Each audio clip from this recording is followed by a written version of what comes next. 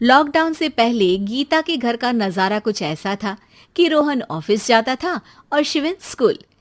जिनके घर से जाने के बाद गीता काम खत्म करके बाकी समय आराम करती थी। लेकिन लॉकडाउन के बाद ऑफिस और स्कूल घर में ही खुल गए और इससे गीता का हाल वो तो आपको देखने में ही मजा आएगा। शिविन, ओ शिविन, महाराज उठने के लिए क्या 21 तोपों की सलामी लेंगे? अरे बिस्तर से बाहर निकल, ऑनलाइन क्लास स्टार्ट होने वाली है। अरे तुम भी हद करती हो, स्पीकर की तरह चिल्लाने की क्या जरूरत है? दिख नहीं रहा मेरी कॉन्फ्रेंस चल रही है। अब कैमरा और स्पीकर ऑन कर रहा हूं, मुझे कोई शोर नहीं चाहिए। इस पर जैसे ही रोहन लैपटॉप का कैमरा और स्पीकर ऑन करता है तभी कुकर की सीटी बजती है। करा लो अब इसे चुप। लॉकडाउन नहीं हुआ, मेरी मौत का फरमान जारी हो गया।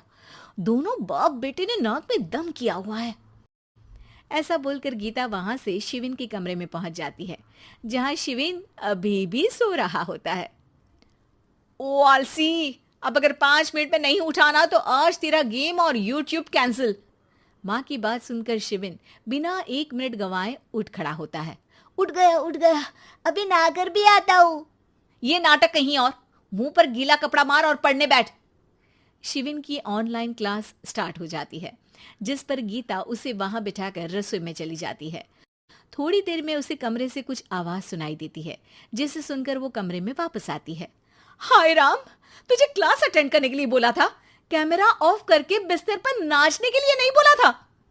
मम्मी मुझे कुछ समझ नहीं आ रहा, आप बाद में पढ़ा देना ना, वैसे भी अटेंडेंस तो लगी गई है।